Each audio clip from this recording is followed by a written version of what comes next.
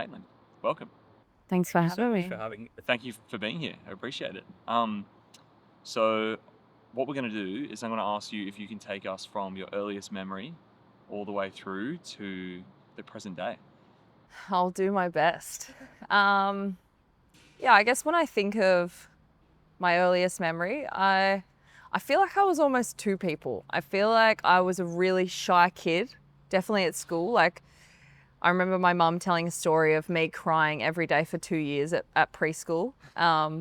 And even watching home videos, if I was at a school concert or something, I was always really shy and everyone was dancing and I was kind of barely moving, which is so funny because I feel like I'm just like the opposite of that character today. But the other side, I guess, of that youngster was a wild, fun farm kid. I grew up in a small town on the mid-north coast called Wingham. It's where my family still are to this day, and a place that I hold very close to my heart. And yeah, I grew up on the farm, as I mentioned, riding horses. That was kind of my Saturday sport. I'd get up on the weekend and load the horse into the float and go to the local showground and ride. And then come lunchtime, I'd cry and then get to go home. So I only really did half days at Pony Club, but yeah, that was kind of, I guess, my first introduction to sport was riding. So my dad's a farrier, and I was always around horses. We had horses on the farm growing up, and I was always very outdoorsy. I loved exploring, and yeah, I was pretty scruffy and I'd get pretty dirty. I'd find myself venturing up into the back paddock and making cubby houses or, in the shed with dad. Mum worked at the golf club, and golf was also something that, it was a big part of my childhood. I've got a younger brother, and we'd all go to the golf club and play golf together, and that was kind of our thing that we did and still do to this day, which is really nice. Dad is obsessed with it, and so is my brother. And that's actually, I probably stuck to golf more than what I did Pony Club. I gently transitioned out of Pony Club, and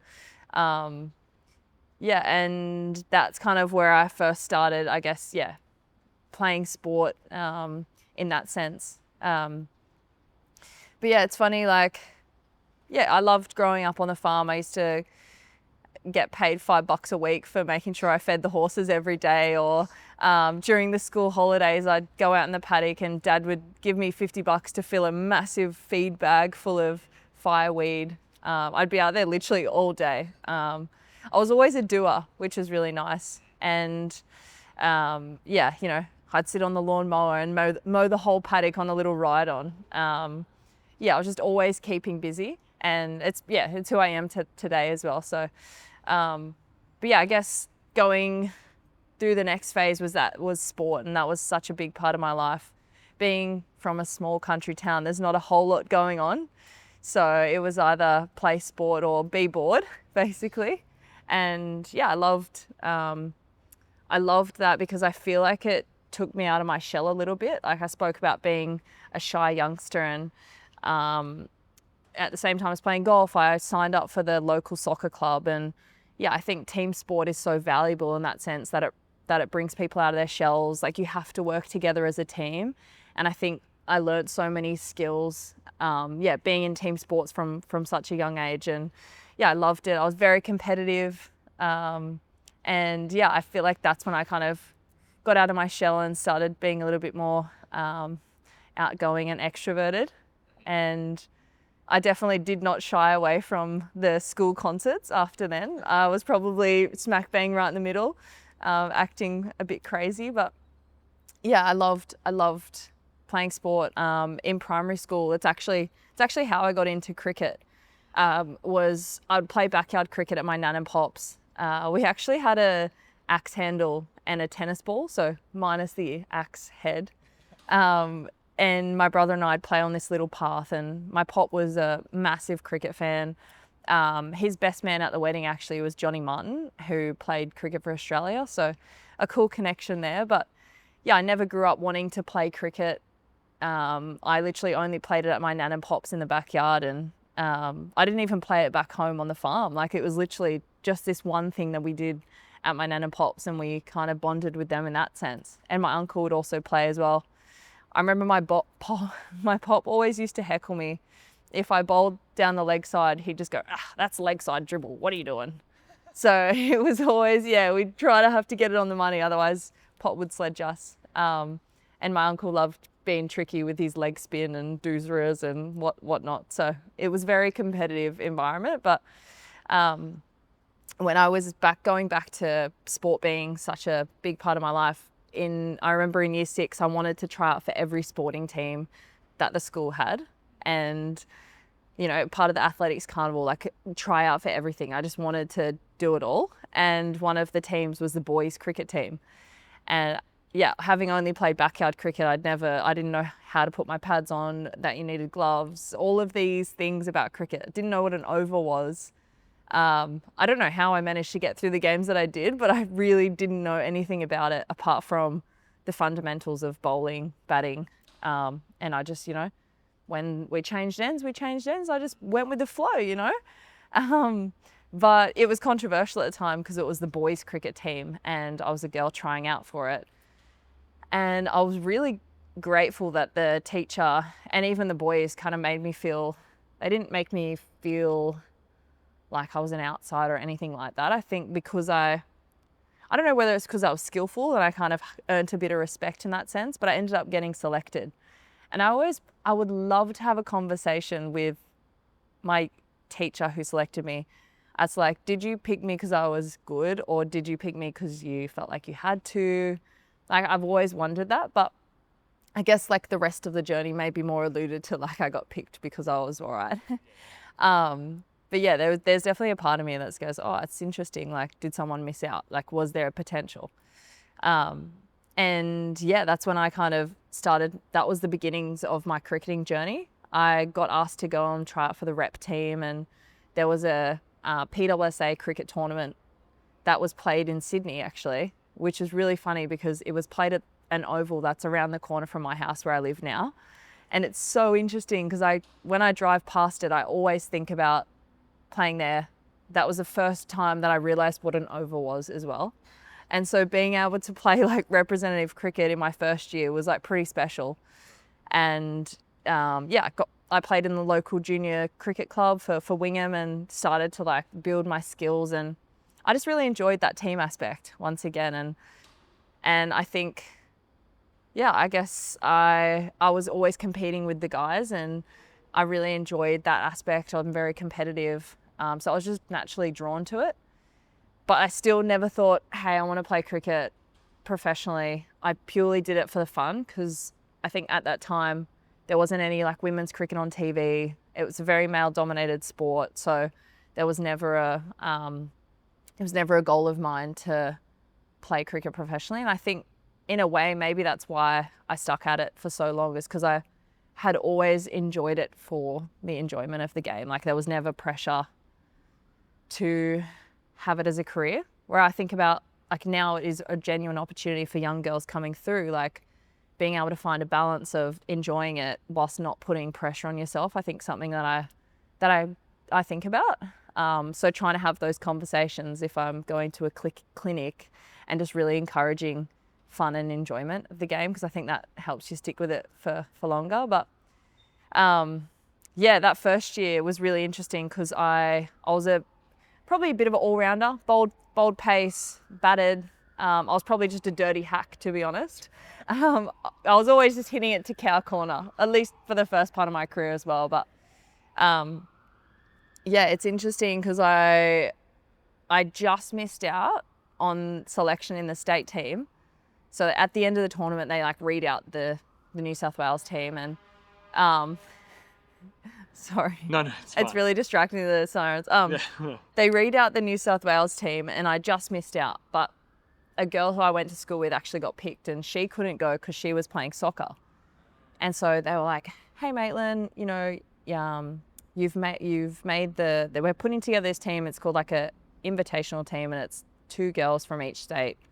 And we're going to create like this team. So I ended up being able to go away to this nationals tournament in my first year of cricket, which I couldn't believe. And it's so funny because when I turned up at that tournament initially for Hunter, where I was representing my region, I thought I was going to get picked based off lack of numbers. But then I soon found out there were lots of girls playing cricket, which was pretty cool. And yeah, being able to get picked in that team was really special.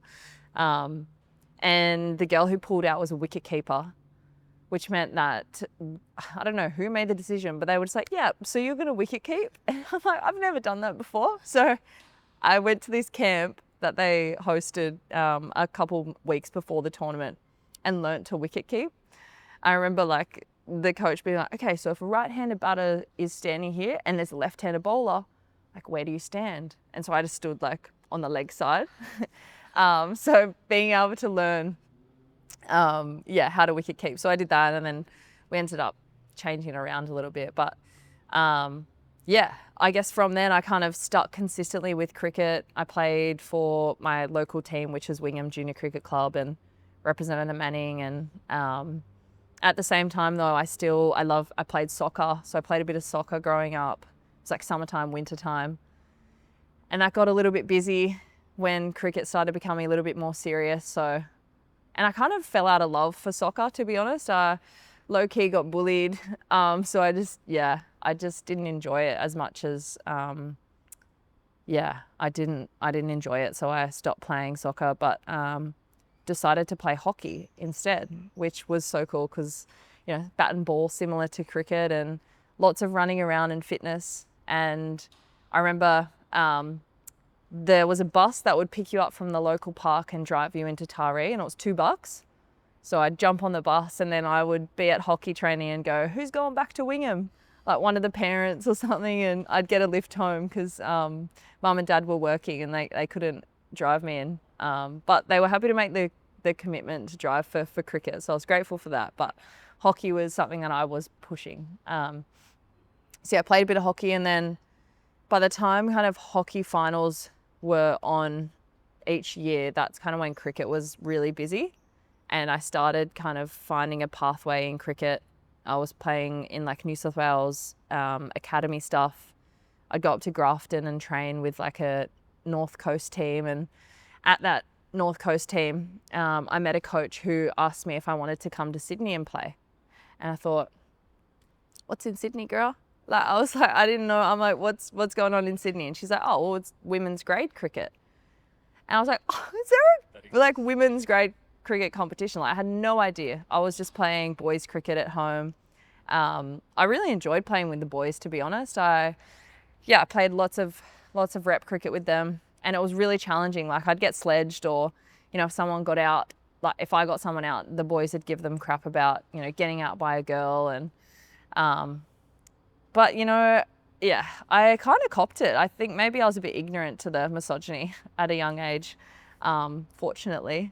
But it kind of fueled me always to compete with them. Like whenever I would hear smack talk like that, I would just bowl a bouncer, or, you know. I remember taking a fifer in men's first grade against so I played for this team called United for a brief period, and we played against Wingham. And they just wanted to hack me to cow corner. I just kept getting them caught, which was great. So ego worked in my favour there. But yeah, what was I saying? Well, this seems like you've been through this period of like probably your young teenagehood and teenagehood. This seems like, is that what this period of time is in terms of that sport? What was that like for you outside of sport? Because obviously, like seemingly a lot of your life was very focused on that. Well, yeah, I mean, a lot of my life was surrounding sport always. I remember so many sacrifices at school, not being able to, like, you know, everyone gets, I guess later in high school, they kind of hang out with their friends socially, get into that kind of party phase, like having a bit of fun, getting a little bit rowdy. But I was always really, I was dialed in and wanting to pursue sport. And it still hadn't clocked that I wanted to do it professionally, but I knew that I was gaining momentum towards something that might have looked professional. So I always had that as a focus, and I feel like I still got that social enjoyment out of playing sport. I think about who I was at high school as well. Like I was, I was pretty outgoing, had a really great friend group, and I didn't really play sport at school, like in the playground. I kind of just sat around and talked smack with my friends and just hung out with the gals. But, you know, it was always like, oh, what do you do on the weekend? Oh, I got cricket, or I got soccer, or there was something on, hockey. But yeah, I guess like later in high school was when I kind of felt a bit of FOMO for those. You know, it was like our year 12 formal after party, and I had to like go to Sydney the next day or something, you know, and I couldn't, you know, have fun with everyone. Well, I couldn't stay for very long, kind of, you know. I could still have fun and enjoy it, but I didn't, get to fully experience what that was like. And yeah, I was working jobs as well on the side. I worked at the golf club, in the restaurant, and I found myself in the hospo industry, and that was, you know, that was also really good in the sense of having to chat to people and make conversation, and you know, working in a professional environment where you're having to do jobs and things like that. So that definitely kind of that made me respect hospitality workers massively, and also helped fund petrol to go and play sport, which was huge, because yeah, like I was saying, being able to travel to Sydney, it's like 4 hours each way. So, you know, Dad and I would get up early, 4 o'clock on a Sunday morning, drive down to Sydney and play grade cricket all day. And then I'd get back in the car, drive home, and then go to school the next day. And yeah, so obviously being able to pay for petrol and help Dad out, and but also kind of like that's where the opportunity was for me to push playing professionally, or and I got to a phase, so I was out of the underage programs and the pathways with sport, and I got to a phase where there wasn't really any further for me to go in the New South Wales pathway. And so I basically just kind of had to back myself and play grade cricket, and just kind of stick with that process. And at the time also I met my now husband, and yeah, like I was finished school, so I was able to go down, I'd stay with him for the weekend, play grade cricket, and then go back home, which was really nice. So not having to like come down, it was nice to be able to stay at his place. And I would go home and work in the waitress in the cafe. I work as a waitress in the cafe during the week. And I remember a girl I played grade cricket with was playing for ACT at the time, and she gave my number to the coach. And I was at the pub on a Wednesday night, pool comp, hanging out with everyone, and I get this phone call. Excuse me, it's James Alsop, the ACT coach. Like, I'd like to chat to you about coming down to play for us. So I remember going outside and going, oh my God, like this is so cool. Being able to have an opportunity like that is just epic. But it meant that instead of a 4-hour drive, it was a 7-hour drive to Canberra. So at that time as well, it was semi-professional. So there weren't any other contracts available.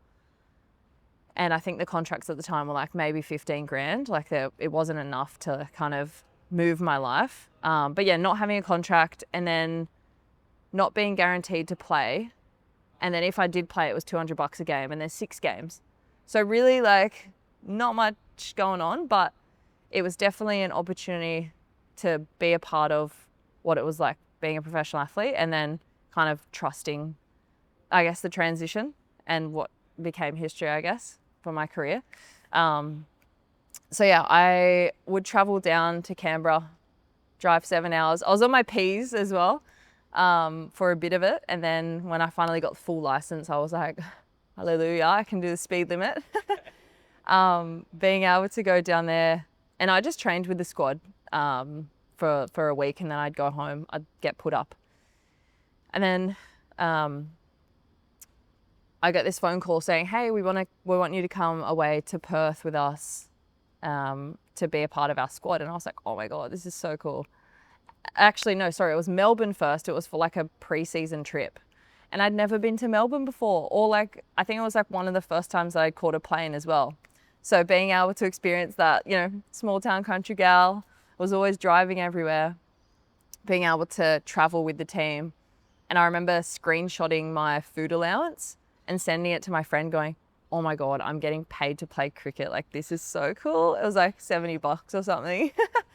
And yeah, that was a pretty cool moment. And then yeah, being able to go away with the squad to WA and debut at the WACA was like such a pinch me moment. And that was so funny because that's the moment where I went, "Ah, I want to play professional cricket." Like, it's where I truly saw like a pathway to being a professional. And there was chats around like a new MOU that was being negotiated, and that was the MOU that kind of transitioned with like female cricketers from semi-professional to professional. And that was the year after I started my journey. So it was pretty cool being able to, I guess, yeah, experience the early days, but then also be a part of that transition to professionalism. So that next year, I moved down to Canberra, and my boyfriend moved down as well, and that was really nice because, yeah, I wasn't sure.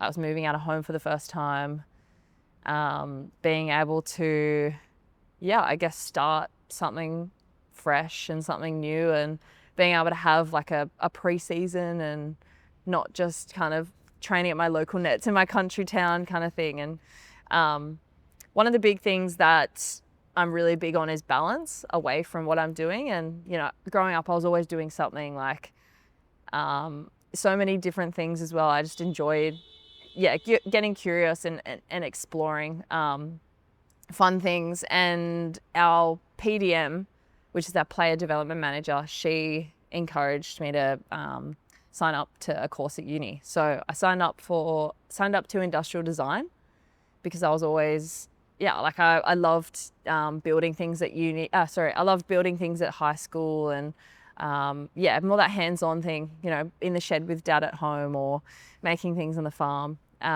So industrial design was really appealing in that sense, that I could get creative and build things. And it was so funny. I reckon my first year and a half, 2 years, I didn't have any friends, and I just sat at the back and stuck to myself, and I was really shy because it was such a new environment for me. And, you know, growing up, I always had sport, and that was something that I was really confident in. So that gave me confidence to be myself. But doing something new for the first time in such a long time, I almost like, yeah, I was a very reserved version of myself until I started to find confidence with what I was doing. And I had like a great group of like students around me, but it was more just like my own self-confidence wasn't there. And yeah, so I feel like I learned a lot about myself in that period, like being able to get uncomfortable. And yeah, I really enjoyed being able to have the balance of that away from cricket, because that was it was a challenge. I was, yeah, creating these cool concepts and presenting it to peers. And yeah, I really liked that. I really am grateful that I did that, because later on, when we get to injury and whatnot, like that became a big part of my story as well. So yeah, playing for ACT was great. It was, you know, I met some of my best friends now playing with them. Being able to live with roommates for the first time, housemates for the first time, and even just like, yeah, cooking for myself and not having to, like, I was pretty independent growing up, but yeah, making sure I was, you know, doing the groceries, like so many different things. I remember my housemate putting like this like spice seasoning on the veggies in the oven, and it just blew my mind. And I was just salt and peppering. But yeah, being also like moving to a new city or a new place and only having friends, I guess, in cricket was also something that I thought of. And one of the things that I did was sign up to a local gym, it was a CrossFit gym, and because my boyfriend at the time was coaching there. And so I signed up, made a few friends at that gym, and was able to start establishing a bit of a friendship away from what I was doing as well. So always looking for that balance. Which, yeah, I'm so stoked that I did that, because it was really awesome being able to connect with those guys. But yeah, when I was at ACT, like I had this really fantastic opportunity to kind of establish myself as a cricketer. And at the time, the New South Wales team was pretty chockers. Like there was, you know, Elise Perry, Lisa Healy, literally the whole team played for Australia. So it was really hard to get a run. So being able to go to a team where I was given heaps of opportunity with the ball and kind of establish myself there was huge. Because yeah, like I got opportunities in like kind of like what do you call it, like a Auss A kind of tour. We got to go over to Sri Lanka. That was my first overseas trip, going to Sri Lanka, and that was pretty sick. Being able to go to India and England. And so, yeah, during that period, I was kind of starting to establish myself around the Aussie environment, which was, yeah, really exciting. And yeah, I was kind of building towards that. And then I remember, yeah, I learned so much during that period as well, because I'd get to go away to these camps. But when I was at the camps, I would focus so much on what the selectors would think of me. And I think my performance started to deteriorate because I was so focused on like the outcome of what they were thinking of, and I kind of lost focus of the process. And so going away from those camps and having periods of reflection, going, okay, now I know what trust the process means, because if you do the opposite of that, you kind of, you lose, you kind of lose sight of like what you actually have to do to get to where you, it's like, it's amazing to have this goal, but it's like, if you don't focus on how you're going to get there, it's not going to happen. So yeah, there was this period where I basically stopped focusing on that and just focused on what I was doing. And it was kind of during COVID, I get this phone call out of the blue from the Aussie selector saying, hey, we'd like to pick you for this Australian tour. Also, I just realized I haven't talked about Big Bash, but that's okay.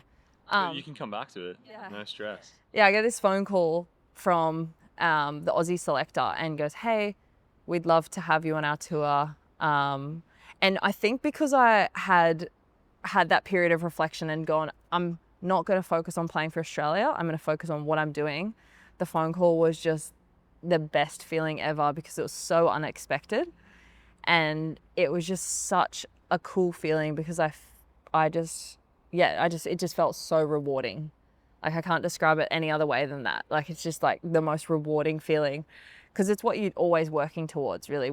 So yeah, being able to go on that tour was epic, and I feel like I was in really good form. I didn't end up debuting, but I was around the squad, and being able to be away on a tour was one of the best things ever. We then go into Big Bash like a month later, and I was playing for the Renegades at the time. So before I actually got my ACT contract, my first contract was actually with a Big Bash team for the Renegades, and it came about during a practice game in those early days. We went and met Victoria down in Albury, kind of met halfway. And one of the coaches on my way home from that practice game called me and goes, hey, we'd love for you to come down and play for the Renegades. So being able to have an opportunity like that was sick. And I think at the time it was like $8,000 contract. And I thought it was the coolest thing ever. And yeah, it's so funny. Like, I was actually talking to one of the girls today about like my app today with the calendar didn't have my gym program in it because it hadn't loaded yet. And I joked with her saying, in my first year of cricket, this happened to me. I didn't have the gym program in my calendar, so I just didn't go. Where the whole squad went to the gym, but I didn't know any better, because it was like literally my first memories of being a professional cricketer. And I literally didn't know any better. Like, I was a country kid who just trained at the local nets, come to Sydney and play, went to Canberra, Anyway, kind of funny, but I'm not like that anymore. And it, like, I learned pretty early that wasn't quite right.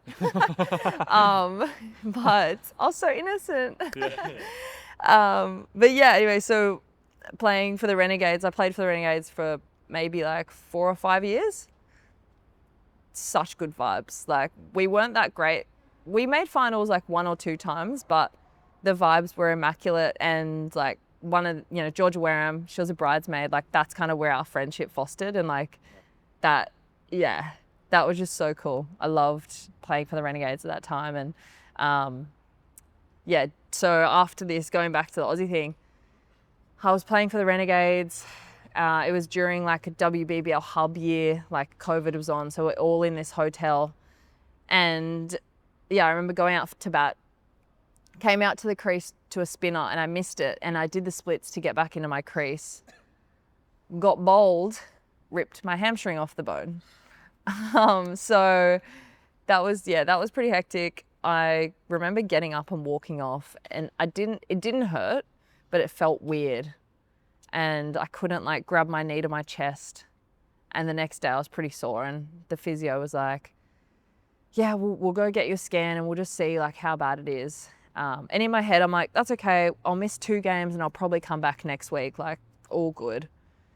And I went to get this scan, and it was really nice at the time because it was during the hub year. So I had like all of my teammates around me, and I was, quite social. And when I get the call to go see the doctor, it was like Origin night. So everyone was like in the one room.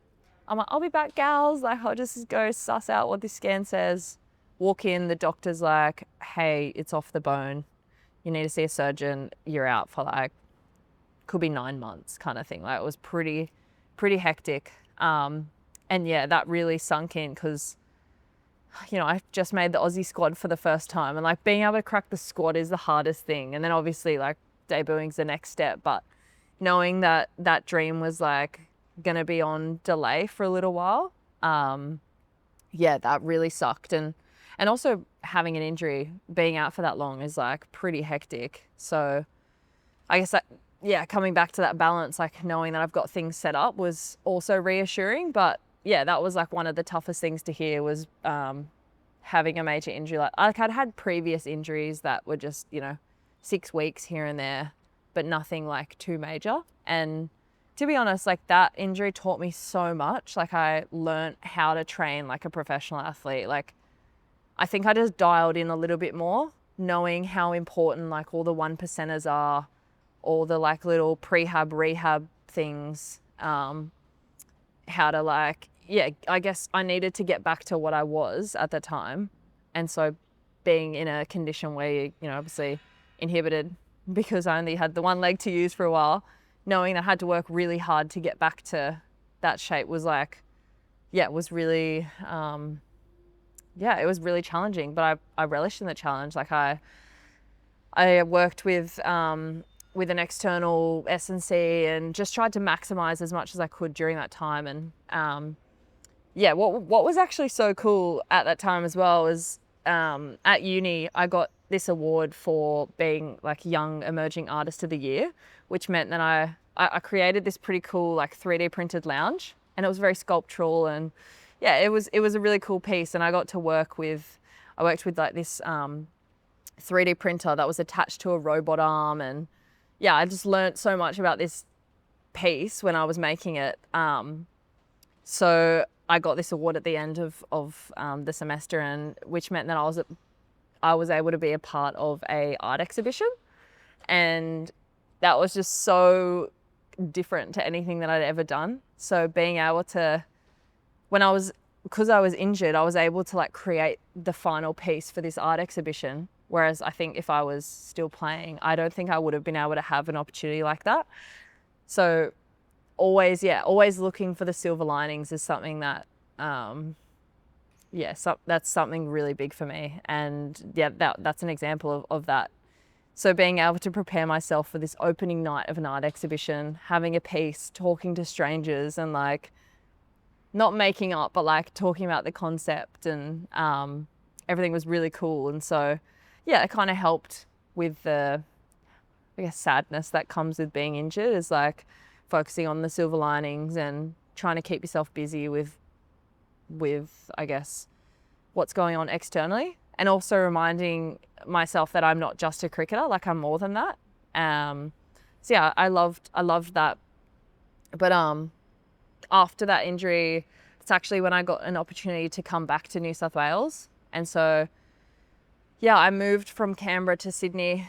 I transitioned Big Bash clubs as well. I think the Sixers is such a professional club, and playing with the likes of Elise Perry, Lisa Healy, Ash Gardner, like some greats of the game, thinking about, I guess, my career transition, being surrounded by the best is going to help me also be the best. So especially in that period when I was coming back from injury, like I just wanted everything to, I just wanted to challenge myself. And I think being able to do the double move was also really easy, because then I could spend a bit more time in the one environment, a bit more consistent, Whereas, you know, being able to play for Melbourne meant I had to go down there for a bit. And yeah, so just having a bit of a better balance. Yeah, and being able to move to Sydney was nice too, because I was closer to my home.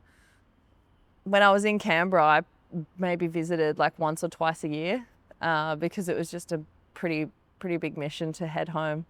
And around the training schedule, it's really hard to get a solid chunk of time off. Even now, like I only went home a couple times last year, but yeah, it's such a busy schedule. So yeah, being able to be closer to home was nice. My boyfriend, now husband at the time, is also from Sydney, so being able to move back closer to his family, and yeah, that's kind of how my journey back to New South Wales started. And yeah, it was a nice full circle moment.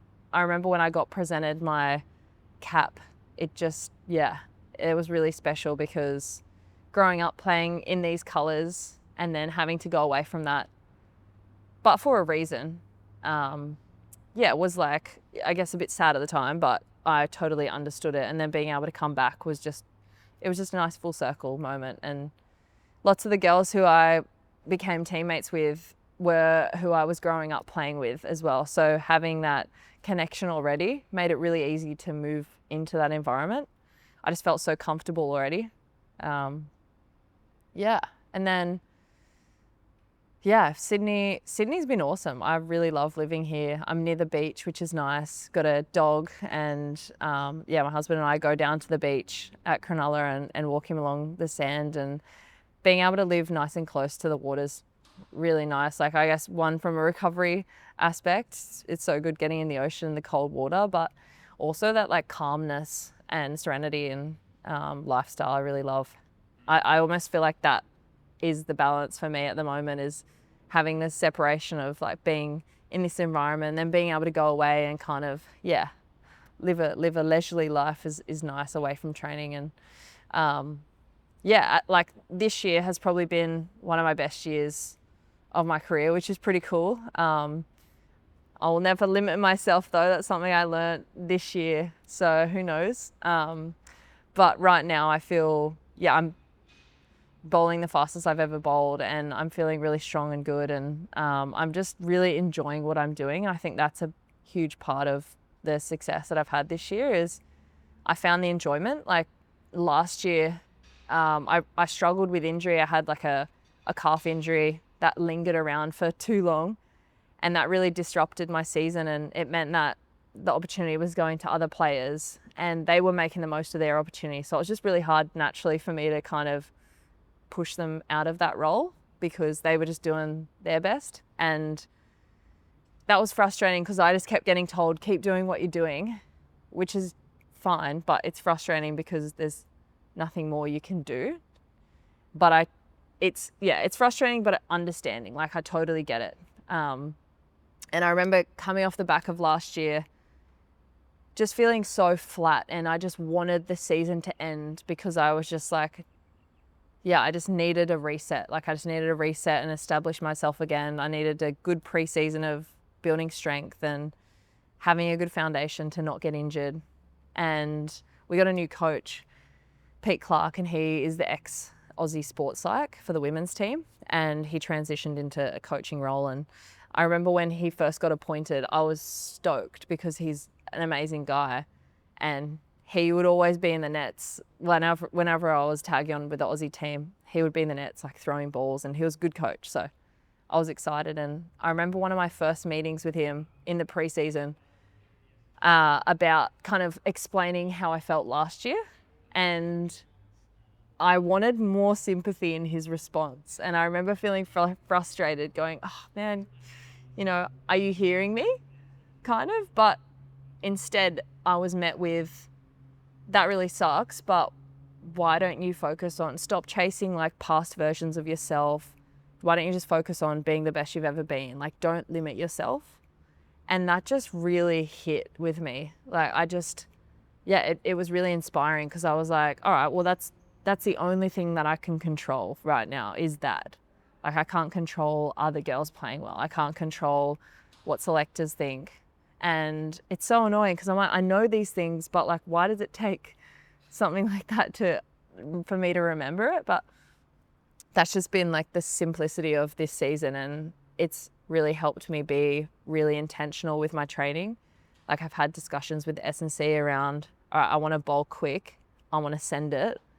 What can we do in the gym for me to feel confident with me sending it at the crease? And then also, what can we do around bowling that we haven't really exposed before? So we tracked GPS data and we tracked run-up speed, GPS data, and radar speed, and then looked at the numbers, calculated that over the preseason, found out that my like optimal running speed, like my run-up, was like the same speed that I was doing in my running sessions, and being really specific and intentional with training.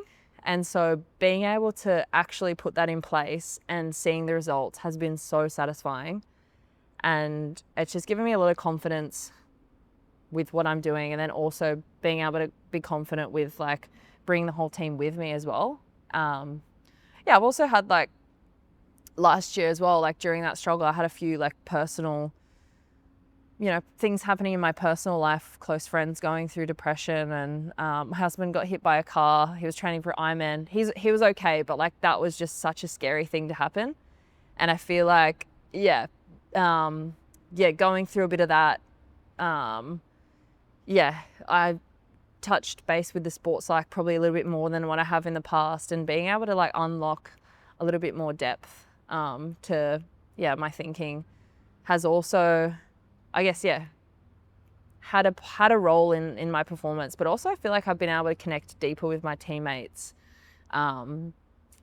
which has been it's been a pretty cool like byproduct of like leaning into the mental side of the game. Is like, I guess, being more comfortable with talking about it has also allowed me to be more comfortable with talking to my teammates about other things. Or so that's been a pretty cool learning, I guess, and reflection of this year. And yeah, something that I try to pass on to the younger girls as they're coming through, and share my knowledge and learning so they don't make the same mistakes.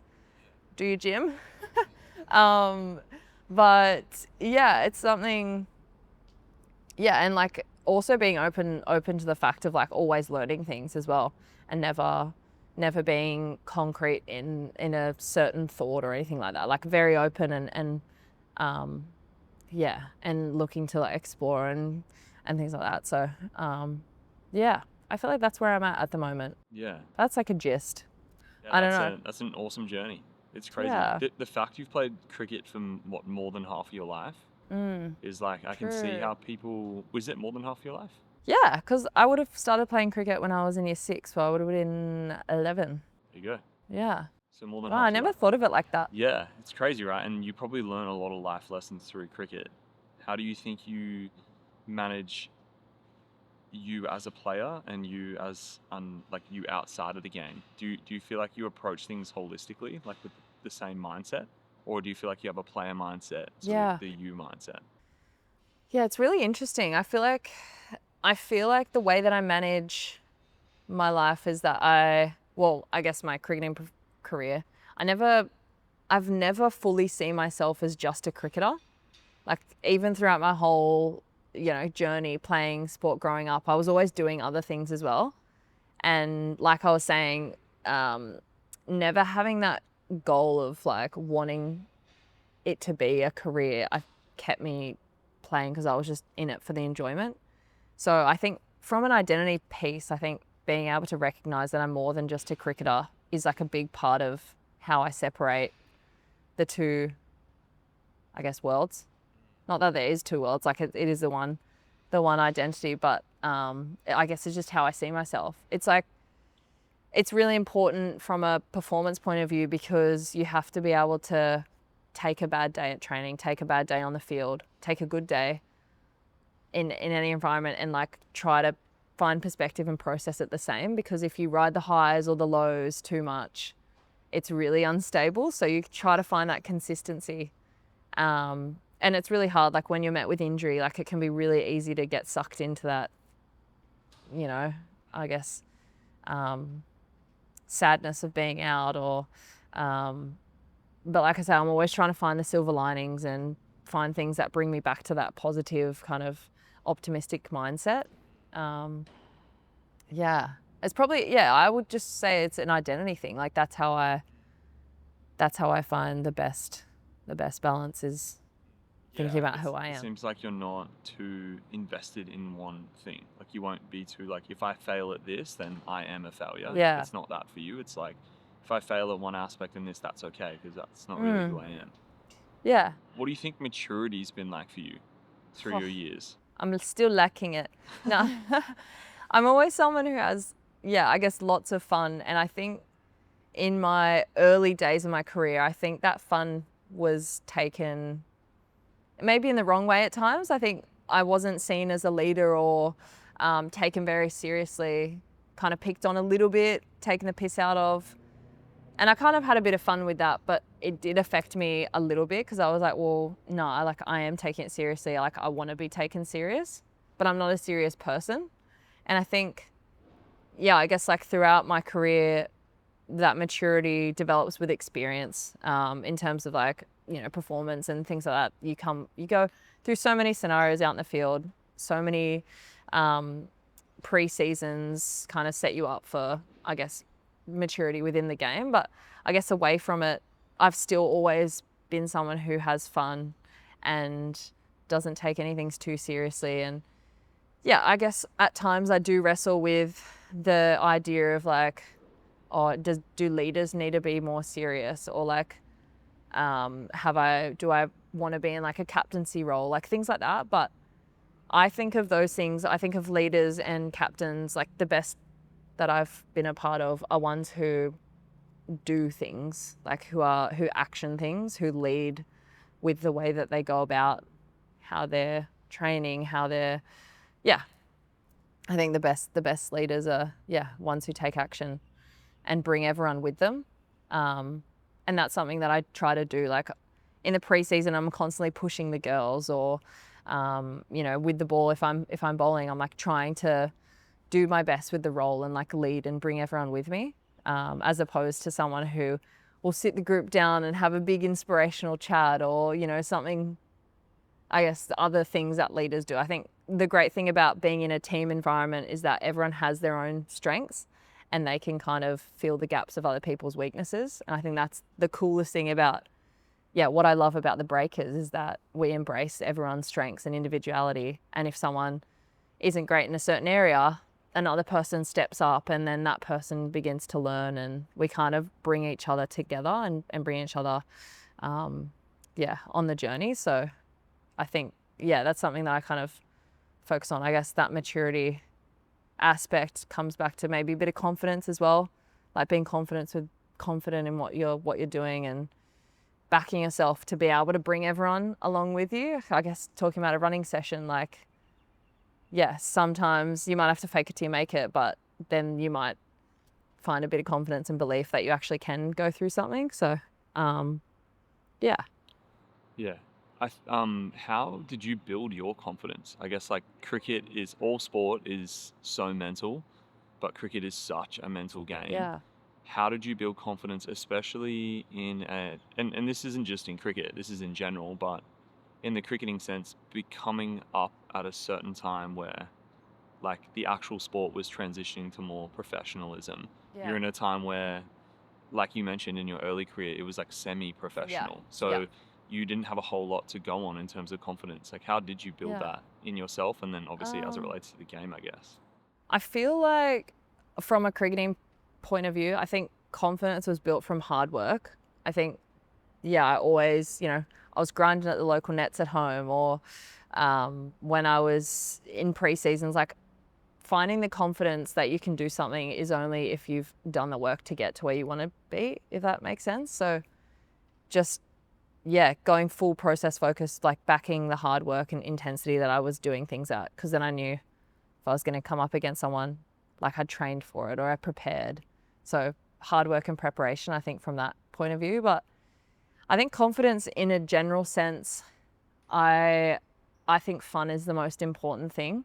And I think that sometimes you need a bit of confidence to have fun. And I think the consequence of not having fun is like worse for me almost. So I don't really, like, there's this cool saying that my friend loves this saying. She's like, to be cringe is to be free. And I think like people who are cringe and put themselves out there or do something that's a little bit funky have so much fun and have so many opportunities that come about because of that. And so I think it's so hard to do. Like, it's so much easier said than done. But like really letting go about like what people think, because they're not really thinking about what you're doing. Like, they're probably thinking about themselves a bit more. So knowing that it doesn't really matter, like what you want to do is important. And yeah, I feel like I probably established that a little bit during my teenage years.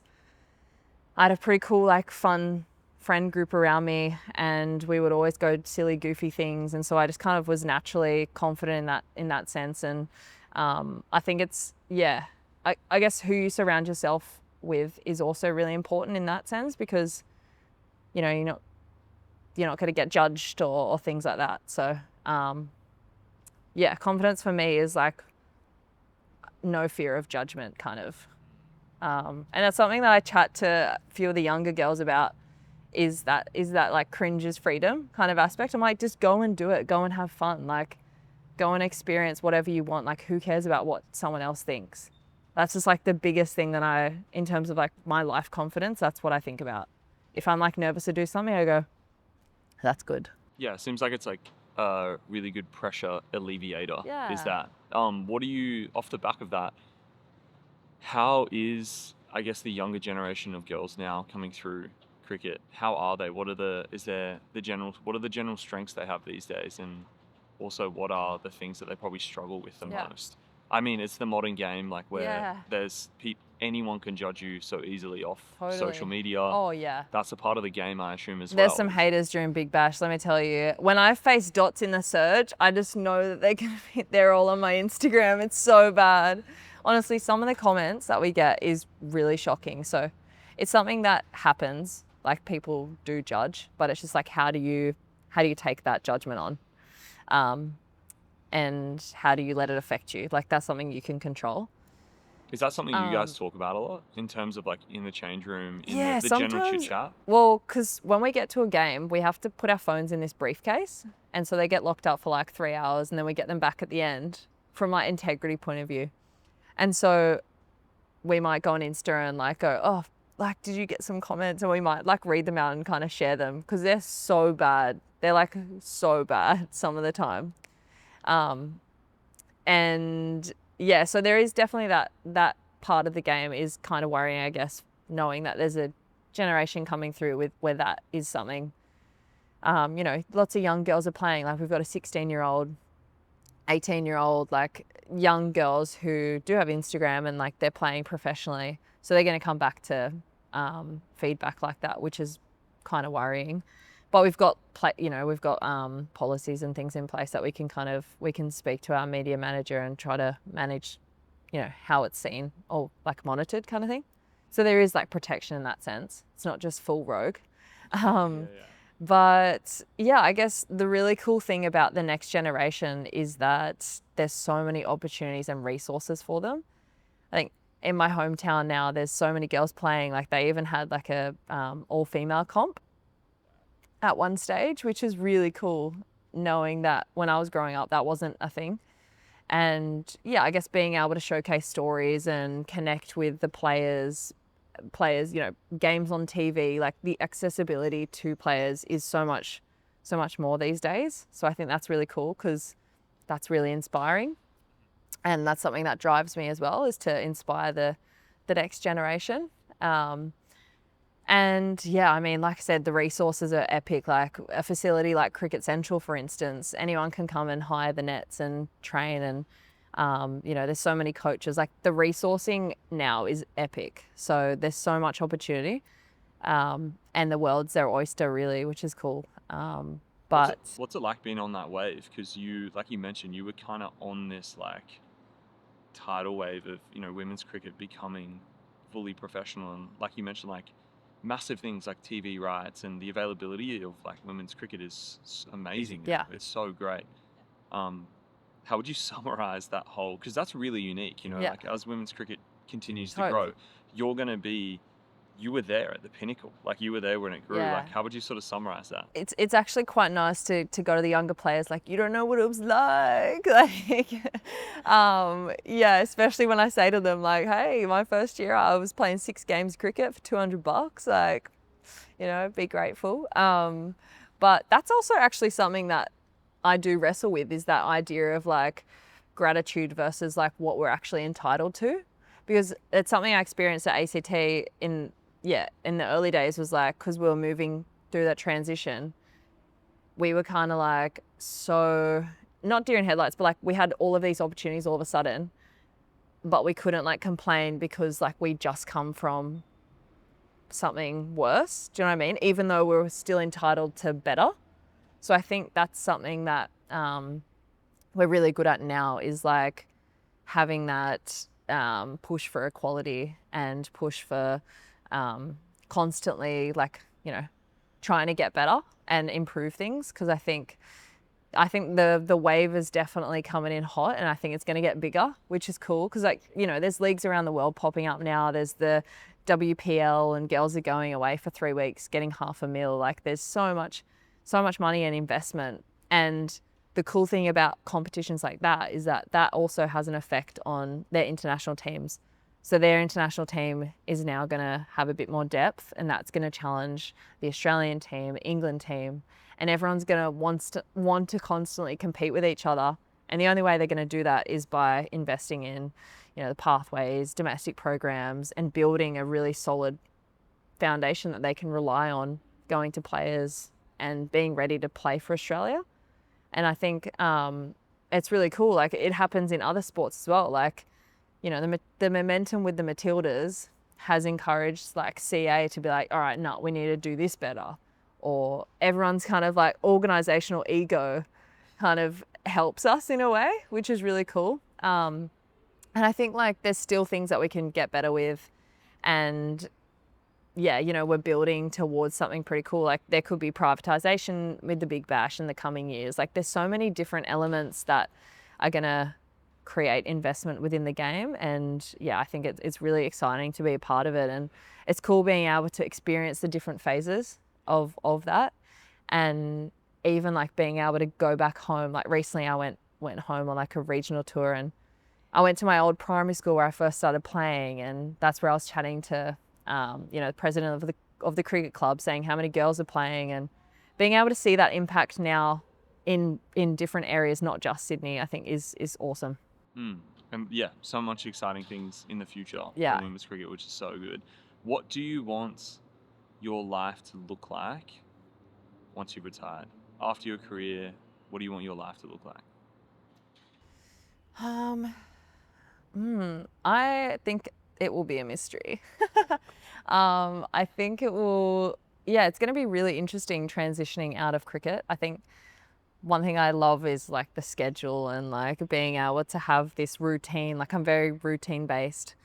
Being able to have that, I think, is something that I'll try to like I'll have to create my own almost. But yeah, I'm always like really open to exploring different opportunities. Like, I've done a little bit of commentary in the past. I enjoy working in the media space, having a podcast with my teammates, like being able to create a little bit more noise and tell stories, similar to, I guess, what you guys are doing, is trying to, how can I help grow the game more than just playing?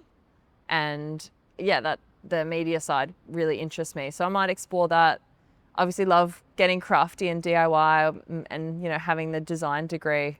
So being able to still, I guess, tinker away in that. But part of me also really wants to get back to the country and have a bit of land, and have a place where I can go and reset. And yeah, I mean, it sounds like a bit all over the shop, but I think that's the cool thing, is being able to go into it with an openness of like what it looks like, rather than having a concrete idea. I think I enjoy that, the thought of like the unknown.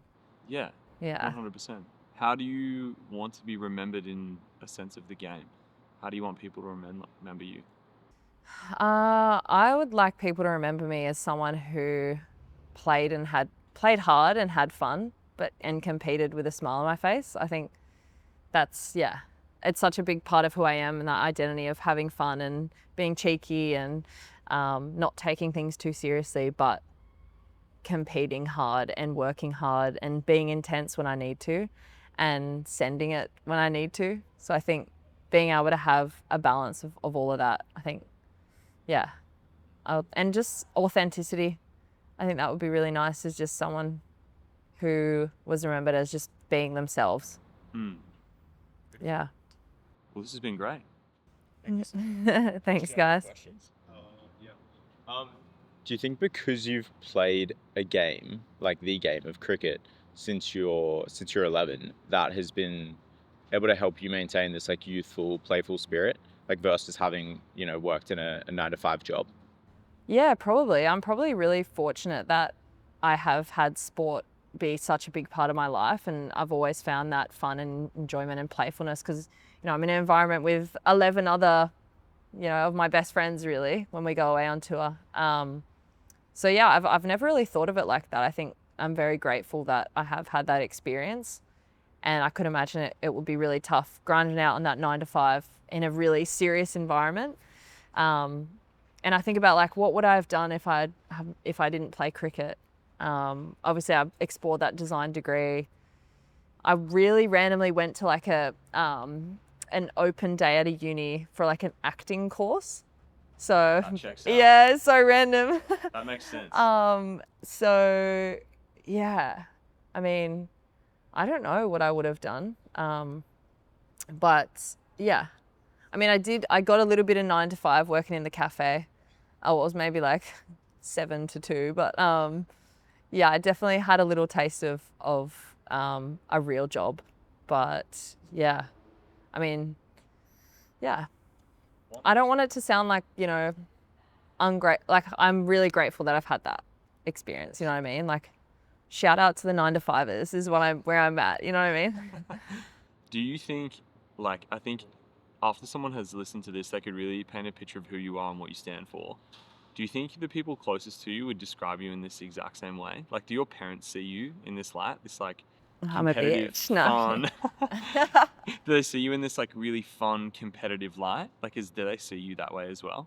Yeah, I think so. Like, yes and no. I think, like, And your I brother. don't know, it's probably a universal experience, but when you move out of home and then you go back home, you're kind of a little bit of a, like, the patience is a bit thinner than what you normally are. So their perception might be slightly warped by that. But yeah, I definitely am quite authentic to, yeah, people close to me, people who I just meet. Try to be as consistent as I can. But yeah, I mean, I think the cool thing about life is that everyone sees you differently. And so I would assume that people would see me differently, but there would be a common theme throughout. I don't know what the theme would be. Well, that makes sense. That makes a lot of sense. Is there anything else that you'd want to add on top of this? Anything you feel like a part of your life? Well, I got married. I didn't even talk about that. That's true. So how long have you been married for? I've been married for 2 years. Nice. Yeah. So I got married. What was that like for you? Because you said... That was weird because it's such an adult thing to do, and I just don't feel like I'm an adult sometimes. No, I'm kidding. But like, it was a little bit weird because it was like such a grown-up thing to do, and it did.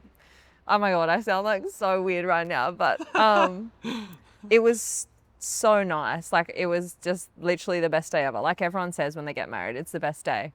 And just so many aspects of it, like the concept that everyone who attends your wedding, you know, they only attend your wedding or your funeral, like at the one time, you know, everyone being in the same room together. So that also was like such a cool thing. And, you know, David, my husband, he's been such a big part of my journey. Like, he's the most dialed, non-professional, professional athlete I know. Like, he's done a few Ironmans. He gets up at 5 most mornings. Like, his nighttime routine is just up there with just the best in the world. So being able to have someone like that in my life who is really inspiring, so close to me, has also made a huge difference. But yeah, the wedding, that was so fun. And I planned it all in my phone notes. Like, it was actually like not too bad. So yeah, it was a great day. And yeah, something that, yeah, obviously is a big part of my life. Yeah. What do you think?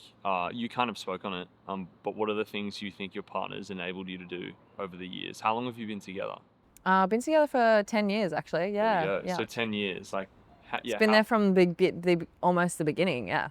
yeah, what has he helped you do? Like, how has he helped you? And I mean, most relationships, you're trying to assist the other person and pick up things where maybe they don't have it, and you're Yeah. doing that both ways. Like, how has he helped you achieve what you've achieved?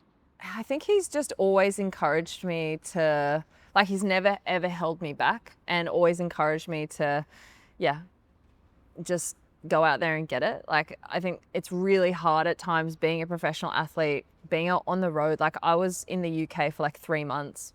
And so being able to have the support when I go away, like, kind of takes that guilty feeling of, you know, leaving him at home. Not that I was leaving him at home, but you know what I mean? Like, it kind of, yeah, having the support gives me freedom to really enjoy the full experience. And that's something that I'm really grateful for. You know, being able to go on tour, whether it's, yeah, India, the UK, and not having that feeling of like, oh, I feel so bad. Like, I'm really encouraged instead. And I think that's been a massive thing because, yeah, it's like I said, it's let me really experience it and have a great time. And yeah, I guess also inspiration from a training point of view. Like, he's done a few Ironmans. Like, he works hard. Do you know what I mean?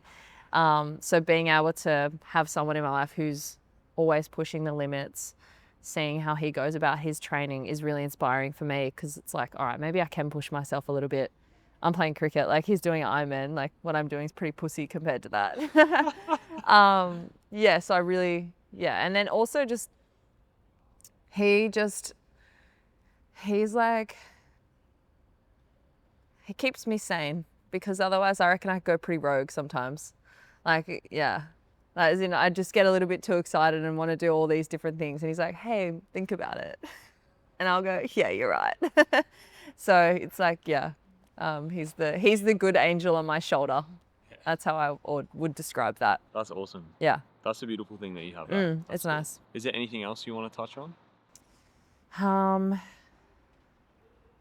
Nah, I don't think so.